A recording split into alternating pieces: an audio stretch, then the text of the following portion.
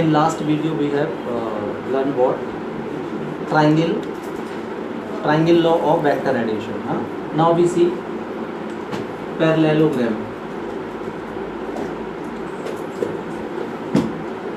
law of vector addition. Vector addition का parallelogram law ये बोलता है कि मान लीजिए अगर हम दो वेक्टर्स को,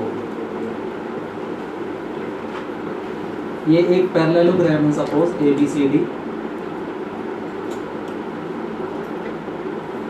हाँ हमने क्या किया है, दो वेक्टर्स को पैरेललोग्राम की दो adjacent side AB and AD से रिप्रेजेंट कर दिया। मान लीजिए ये A वेक्टर है और ये B वेक्टर है।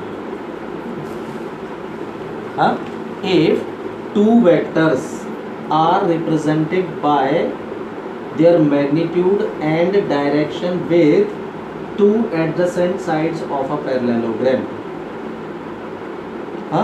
then their resultant vector will be in the direction of the diagonal which passes through intersection point of those two vectors। तो इन दोनों वेक्टर के इंटरसेक्शन पॉइंट A से जाने वाला डायगोनल AC कहलाएगा। तो A और B का रिजल्टेंट AC के डायरेक्शन में शो होगा, यानी AC होगा A vector plus B vector के बराबर। यहाँ आएगा result. This is called parallelogram law of vector addition. Clear? So what if two vectors are presented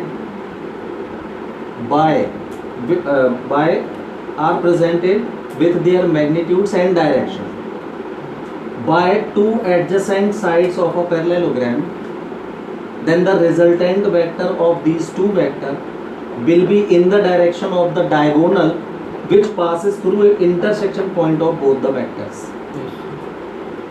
दो डायगोनल होते हैं ना, ये वाला नहीं लोगे। ये वाला क्यों नहीं? क्योंकि ये जो डायगोनल है ये A वेक्टर और B वेक्टर के इंटरसेक्शन पॉइंट से नहीं जा रहा है। A वेक्टर और B वेक्टर का कॉमन पॉइंट कौन सा है? A। तो जो इन दोनों के कॉमन पॉइंट से डायगोनल जाएगा उसके डायरेक्शन में इसका और इसका रिजल्टेंट आएगा। ये कहता है parallelogram. Clear? Now we see product of two vectors. दो वेक्टर्स का प्रोडक्ट। तो देखो वेक्टर में दो प्रकार का प्रोडक्ट होता है। नंबर एक होता है स्केलर प्रोडक्ट,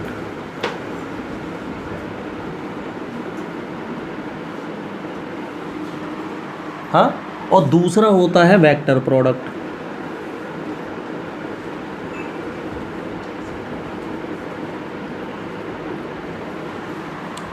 मतलब दो वेक्टर का ऐसा प्रोडक्ट कि रिजल्ट आपको स्केलर मिले, ऐसा मल्टीप्लाई भी होता है वेक्टर्स में। और दो वेक्टर का ऐसा प्रोडक्ट भी होता है जिसका रिजल्ट वेक्टर ही मिले। मतलब दो पॉसिबिलिटी है, वेक्टर के मल्टीप्लिकेशन से दो वैल्यूज़ मिल सकती हैं, एक स्केलर क्वांटिटी और दूसरा वेक्टर क्वांटिटी, है ना। तो स्केलर प्रोडक्ट और वेक्टर प्रोडक्ट, इसमें पहले हम देखते हैं स्केलर प्रोडक्ट क्या है।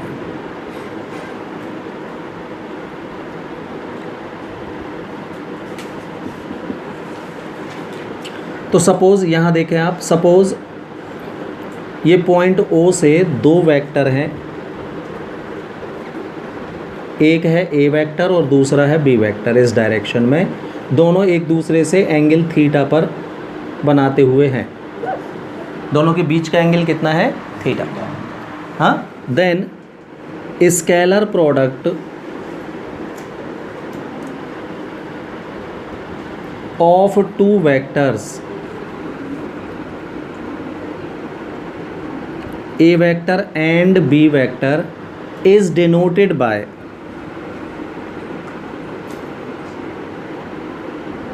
A vector dot B vector। भाई इसको डॉट प्रोडक्ट के नाम से भी जाना जाता है। इसका दूसरा नाम क्या है स्केलर प्रोडक्ट का? Dot product. देखो साधारण मैथ्स में ना 2 × 3 और 2 इंटू 3, ऐसा इंटू लगा लो चाहे ऐसा इंटू लगा लो, दोनों 6 ही होते हैं। वेक्टर में ये प्रोडक्ट अलग होता है, ये प्रोडक्ट अलग होता है, इसको क्रॉस प्रोडक्ट बोलते हैं, इसको डॉट प्रोडक्ट बोलते हैं। ये जो वेक्टर प्रोडक्ट है इसका दूसरा नाम है क्रॉस प्रोडक्ट।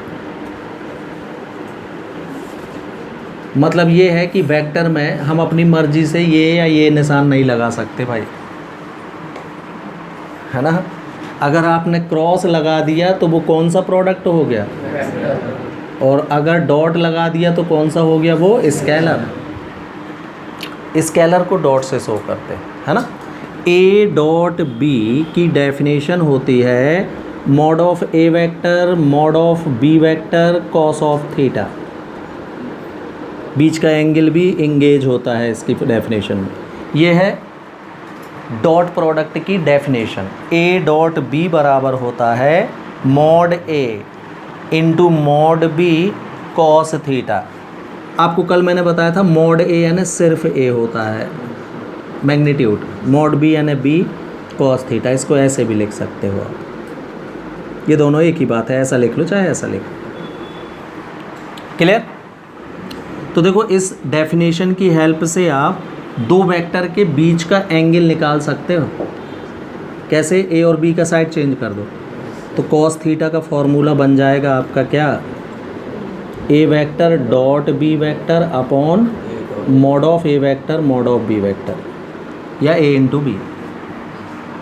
इसको तो ये कॉस थीटा का फॉर्मूला है। क्लियर। अब देखना इसमें दो सिचुएशन आपको मिलेंगी। If A vector perpendicular B vector, यदि ए वेक्टर और बी वेक्टर एक दूसरे के परपेंडिकुलर हो जाएं ऐसे, तो अब इनके बीच का जो एंगल था थीटा वो 90 डिग्री हो जाएगा परपेंडिकुलर में, और थीटा 90, तो कॉस 90 की वैल्यू क्या मिलेगी, 0। साइड चेंज करोगे इसका तो 0 इंटू इतना 0, मतलब आपको मिला रिजल्ट ए डॉट बी बराबर 0।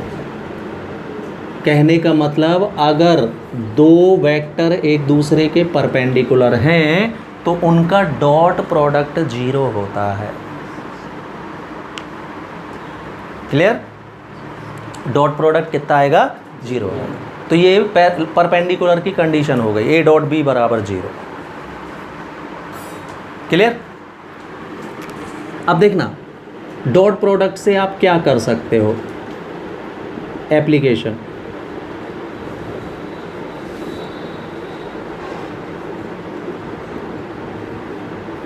तो देखिए अगर सपोज किसी पॉइंट ए पर एक ऑब्जेक्ट रखा है, हाँ, हमने इस पर फोर्स अप्लाई किया है एफ वेक्टर। कितना फोर्स अप्लाई किया आपने, फोर्स एक वेक्टर क्वांटिटी है, इसमें फोर्स आपने अप्लाई किया जिससे ये ऑब्जेक्ट जो है डिस्प्लेस हो जाता है।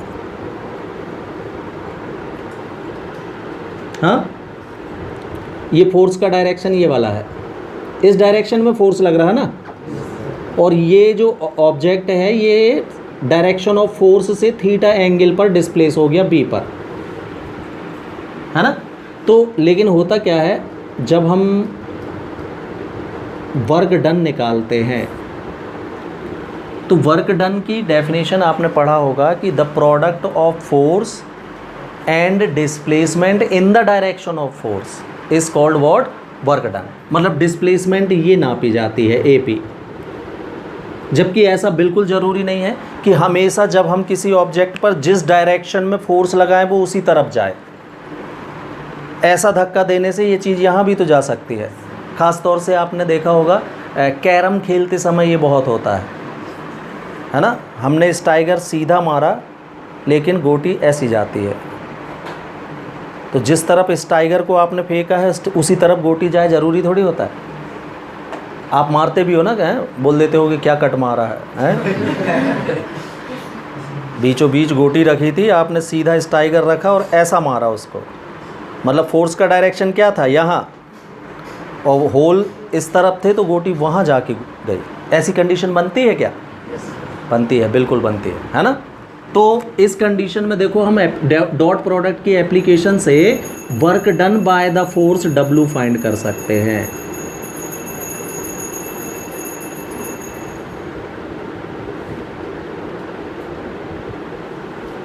है ना। आप क्या करो, F वेक्टर, ये डिस्प्लेसमेंट है इसका, इस डायरेक्शन में A से B गया है ये D, तो F vector dot D vector निकाल दीजिए तो आपको फोर्स के द्वारा वर्क डन निकल आएगा भाई जूल में। वेक्टर एनालिसिस की हेल्प से हम work done by any force निकाल सकते हैं। फॉर्मूला ये F vector dot D vector, दोनों का डॉट कर दीजिए, वर्क डन निकल आएगा। क्लियर? तो अब देखना, अभी हमने ये देखा कि अगर दो वेक्टर्स एक दूसरे के परपेंडिकुलर हैं तो इनका डॉट प्रोडक्ट 0 होता है। हाँ, तो एक बात बताओ, ये जो एक्सेस होते हैं तीनों, ये एक दूसरे के परपेंडिकुलर ही तो होते हैं। एक्स एक्सेस वाई एक्सेस के बीच का एंगल 90 डिग्री, और लास्ट पीरियड में मैंने बताया था भाई जेड एक्सेस की पोजीशन ऐसी होती है, मजबूरी के कारण हमको इसको लिटाना पड़ जाता है क्योंकि ये फिगर में नहीं बनाया जा सकता, 3D फिगर है ये, तो जेड ऐसा होता है।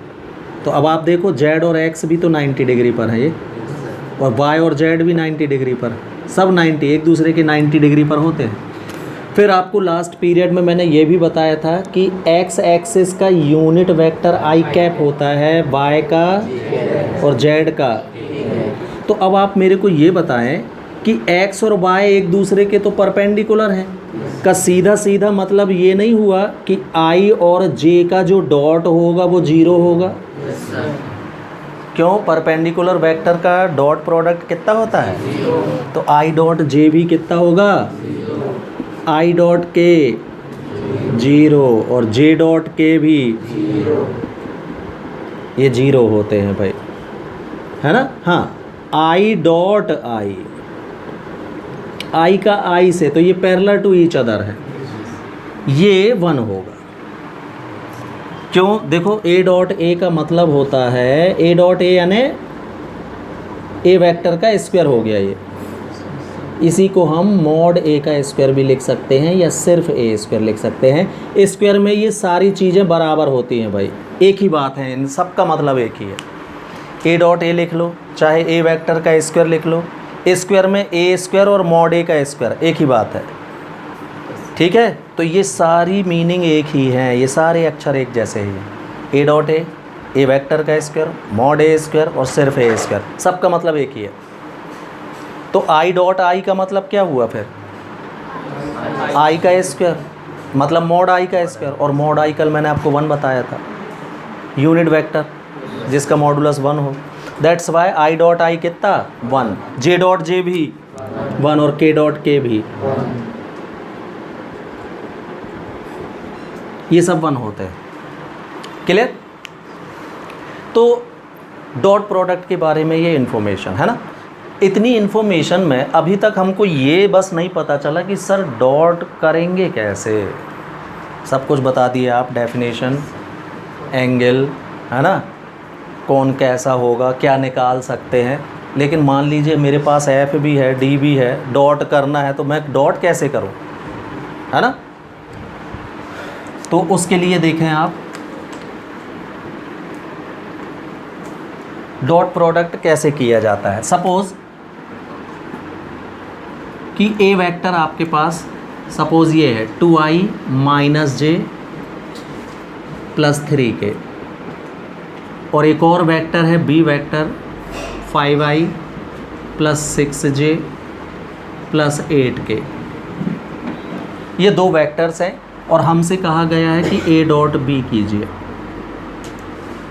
है ना। तो ए वेक्टर की value 2i - j + 3k dot 5i + 6j + 8k।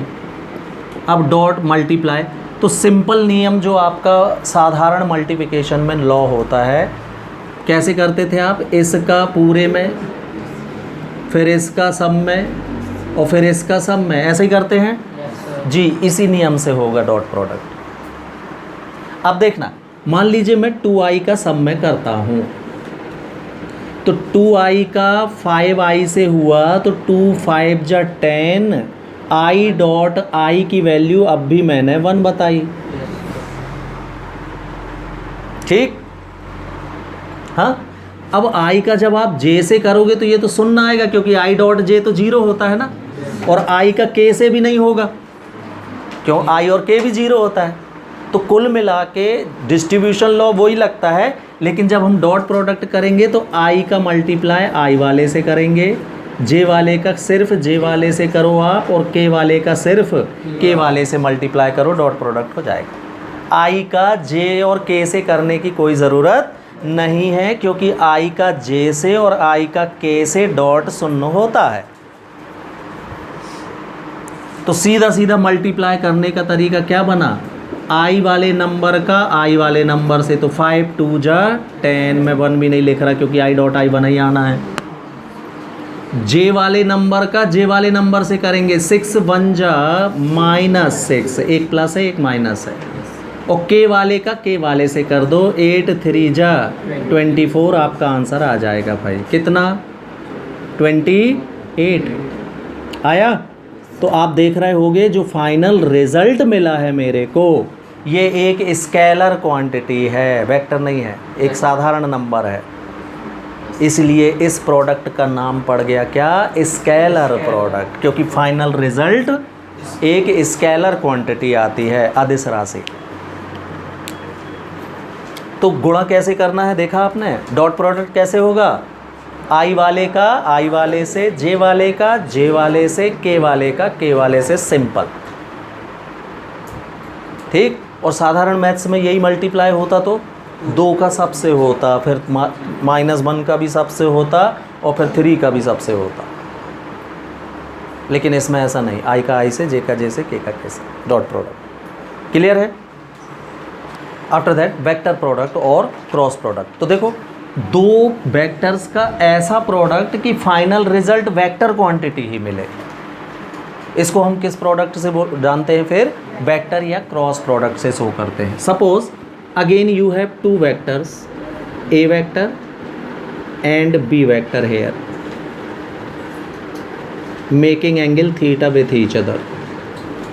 अब देखना, एक तीसरा वेक्टर और है जो इन दोनों पर परपेंडिकुलर है, यहाँ, which is perpendicular to both A vector and B vector. ये तो फिर से मजबूरी है, मैं ऐसा फिगर नहीं बना पाऊंगा, इसको मैं ऐसा लेटा के बना रहा हूं भाई, है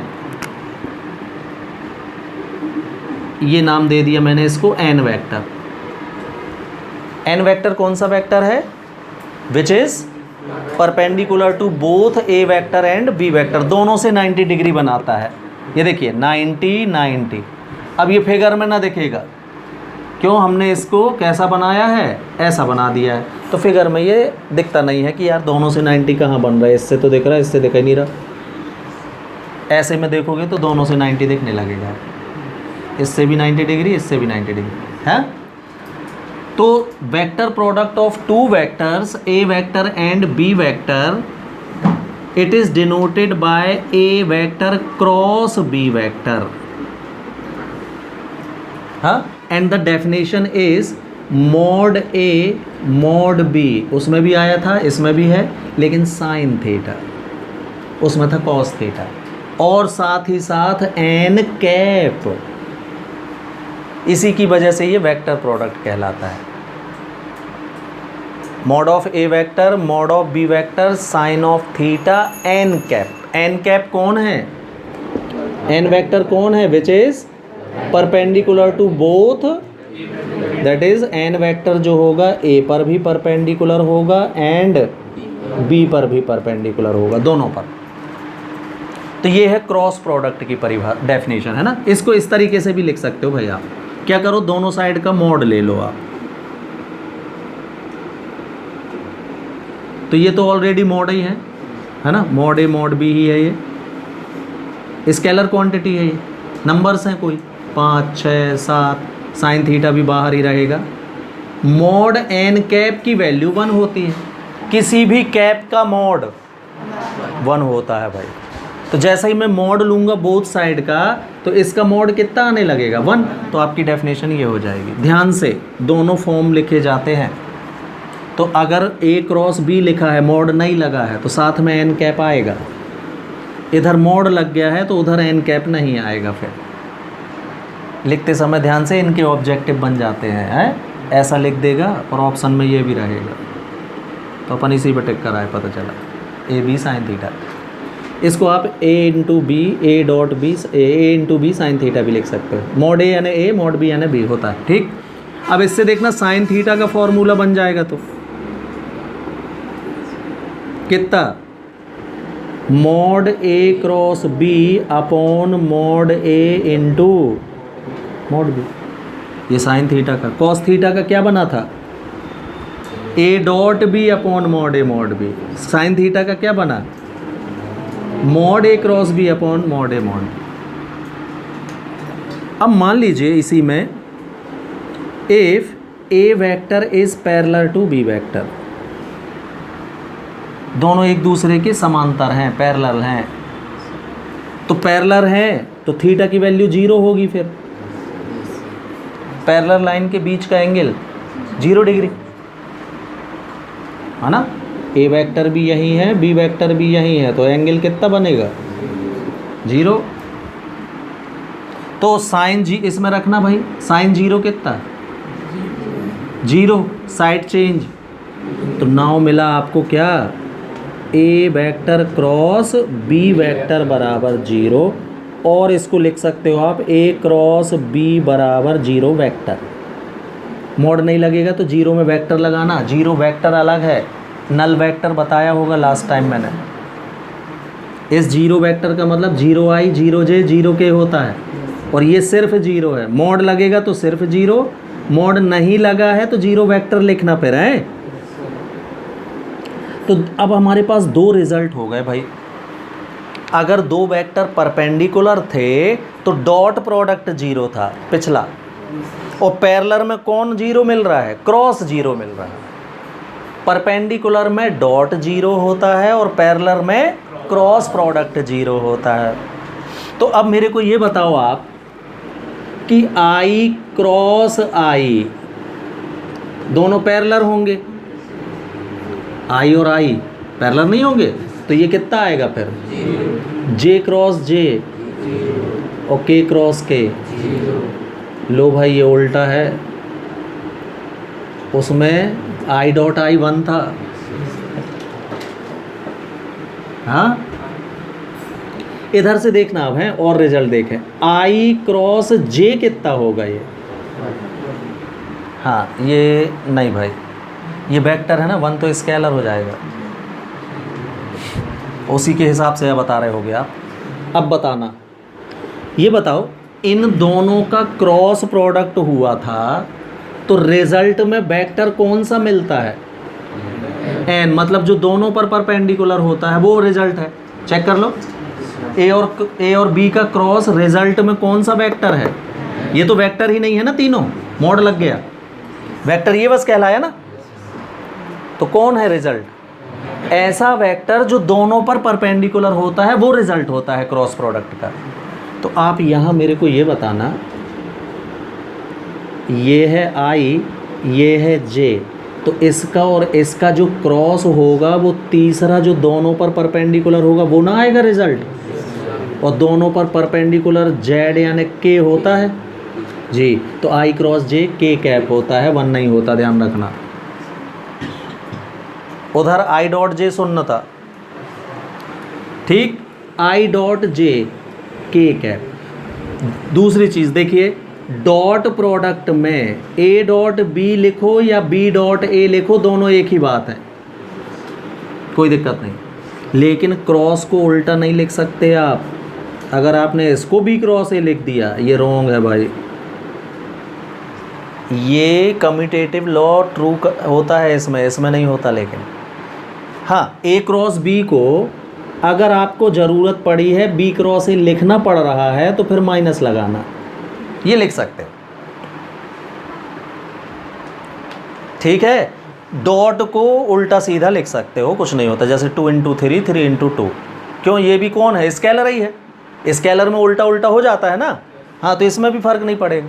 लेकिन ये वेक्टर है, वेक्टर में कल बताया तो था मैंने, ए बी वेक्टर को बी ए नहीं लिख सकते, गलत हो गया, ये लिखना है तो क्या लगाना पड़ेगा, ठीक है। तो आई क्रॉस जे ही के होगा, जे क्रॉस आई को ना लिख देना भाई के, अगर लिखना है तो क्या लिखना पड़ेगा, माइनस के, ध्यान से, हाँ, बहुत जल्दी शून्य मिलता है वेक्टर में। आई क्रॉस जे तो के होगा, अगर लेकिन जे क्रॉस आई लिखा है तो वो अब के नहीं होगा, क्या होगा, सिमिलरली जे क्रॉस के, ये आई आएगा, के जो क्रॉस जे लिखा है तो क्या लिखना पड़ेगा आपको, माइनस आई, और के क्रॉस आई साइक्लिक ऑर्डर लिया करो, आई जे, जे के आई, तो प्लस, उल्टा लिखा है तो माइनस, सीधी सी बात। तो के आई तो कौन होगा ये, अब जे। ये रिलेशन उल्टी है भाई, इसलिए बहुत ज़्यादा सावधान। वहाँ पर आई डॉट जे शून्य था, इधर नहीं है, उधर आई डॉट आई 1 था, इधर नहीं है, इधर शून्य है।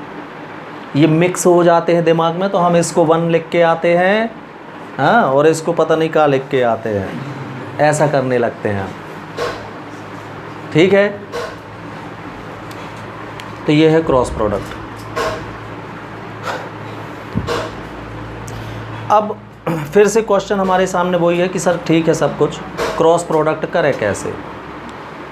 अभी डॉट आपने बता दिया, आई वाले का आई वाले से कर दो, जे वाले का जे वाले से, के वाले का के वाले से। क्रॉस कैसे करेंगे वो हम देखते हैं, पहले नोट कर लो। Now we see how to do cross product of two vectors, है ना। Suppose you have A vector 2i + 3j + 4k and again you have B vector 4i + j + 2k, ठीक है। और हमको ए क्रॉस बी निकालना है, तो ए क्रॉस बी की वैल्यू आपको डिटर्मिनेंट से मिलेगी। ये डिटर्मिनेंट्स का सिंबल होता है, 2 खड़ी लाइनें, है ना। इसमें फर्स्ट रो बनेगी आपकी आई जे के, यानी जो तीनों वेक्टर लिए हो वो, आई जे के दोनों में कॉमन है ना, फर्स्ट रो में इसको लिख दिया हमने, ये रो कहलाती है डिटर्मिनेंट्स की पंक्ति, row number 1, row number 2, row number 3। अब रो नंबर 1 में ए वेक्टर क्या निकाल रहे हो आप, ए क्रॉस बी, तो पहले जो है उसकी वैल्यू सेकेंड रो में आएगी। मान लो यहाँ हो जाएगा बी क्रॉस ए, तो यहाँ बी की वैल्यू भरोगे। अब आप ध्यान से, ए क्रॉस बी और बी क्रॉस ए बराबर नहीं होते, तो हम क्या निकाल रहे हैं, तो पहला वेक्टर है ए वेक्टर, तो ए वेक्टर के कोफिशिएंट 2, 3 एंड 4 हैं, तो यहाँ लिखेंगे सेकेंड रो में। और मान लो यहाँ B vector cross A vector होता तो हाँ, आई जे के तो सेम आएगा, इसमें पहले बी वेक्टर रखते हैं हम 4, 1, 2, ऐसे ध्यान से, चाहे जहाँ नहीं लिख सकते, हाँ। और फिर है बी वेक्टर, बी वेक्टर की वैल्यू है 4, 1, 2, तो यहाँ 4, 1, 2 लिख देंगे।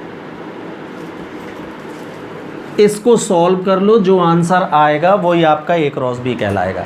अब इसको सॉल्व कैसे करते हैं वो देख लीजिए आप। एक्सपांसन ऑफ डिटर्मिनेंट्स, क्या करो आप, R1 से कर रहा हूँ मैं, इससे तो पहला एलिमेंट क्या है इसका, आई कैप ले लिया अपन ने। अब ये आई कैप रो नंबर 1 में है, और इधर से देखोगे तो कॉलम नंबर 1 में है। तो जो भी रो और कॉलम इसकी कॉमन पड़ रही हैं, ये दोनों ये छूट जाएंगी भाई।